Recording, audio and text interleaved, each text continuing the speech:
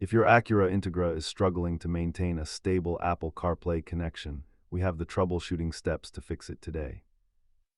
Statistically, the vast majority of these connectivity headaches are caused by minor software bugs or faulty hardware cables rather than a broken head unit. Let us break down the diagnostic process to get you back on the road with your maps and music.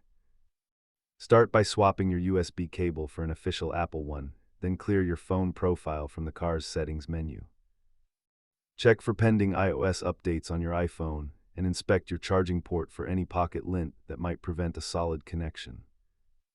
If that fails, toggle your Siri settings and try resetting your iPhone's network settings to clear out any conflicting handshake protocols.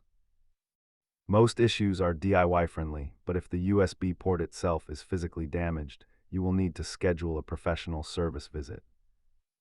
A new cable costs next to nothing, but hardware repairs at the dealership can quickly climb to over $200. For persistent issues, check your fuse box and search the Acura portal for any active technical service bulletins related to your specific model year. Keep a basic toolkit ready, including compressed air to clear your ports and the owner manual for navigating the system menus. Remember that consistency is key. Always keep both your phone's operating system and the car's infotainment software up to date. Thanks for watching the Troubleshooting Playbook. Hit subscribe for more tips on keeping your Integra running perfectly.